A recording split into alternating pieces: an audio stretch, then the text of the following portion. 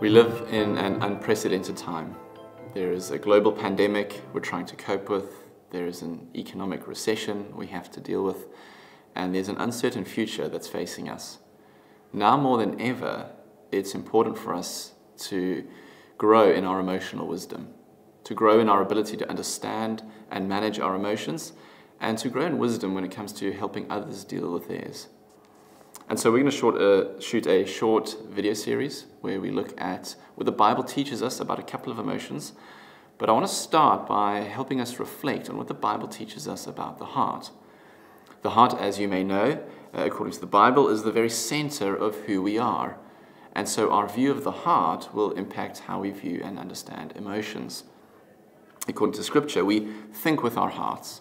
We evaluate things with our hearts. We desire things with our hearts. We choose things with our hearts. And of course, we feel things with our hearts. Although the term seems quite simple, when the Bible talks about the heart, it's talking about something incredibly sophisticated.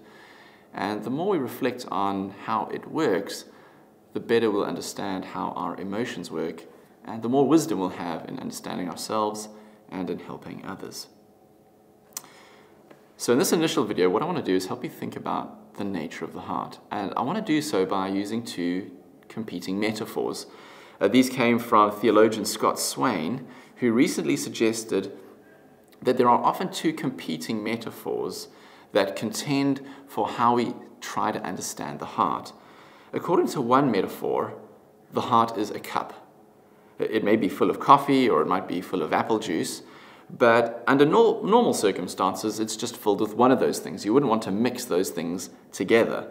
The cup is filled with one thing only. And that might be a good thing, like a good emotion, or a bad emotion.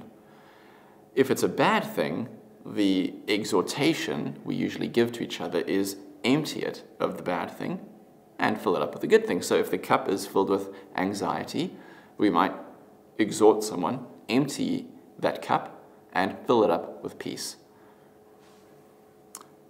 The view of the heart here is that it can handle sort of one emotion at a time. But as we look at Scripture, that's actually not the view of the heart we get in the Bible. It's the incorrect metaphor. A better metaphor, Scott Swain says, is to think of the heart like a scale. Specifically, Swain says, it's more like a balance scale, the kind that's often used as a symbol for justice, because it's two different sides weigh different arguments and positions in the process of reaching a true and proper judgment. The heart is like a balance scale, weighing differing realities, differing courses of actions, and even differing emotions. In fact, if you had to take that metaphor to its breaking point, you might even say that it's a sort of multi-pronged balance scale, with the heart capable of doing multiple evaluations and experiencing multiple emotions at any given time. So why is this view significant? Why is it important to think of your heart more like a balance scale than a cup? Well, the practical impact is this. If you think that your heart is a cup that's filled with a negative emotion, you will tell yourself to empty your heart of that particular emotion and to fill it up with another one. Not only will you do that to yourself, you'll actually do that to people around you. Something like pour out the bad contents, get rid of your anxiety, and fill it up with peace. Now, those kinds of exhortations don't usually work, and they can actually be quite harmful. But if you see the heart like a balance scale, then the encouragements are not offered as rebukes, but as counterweights. So it'd be something like, I know that your heart is heavy right now. Rightly so, because you've experienced some losses.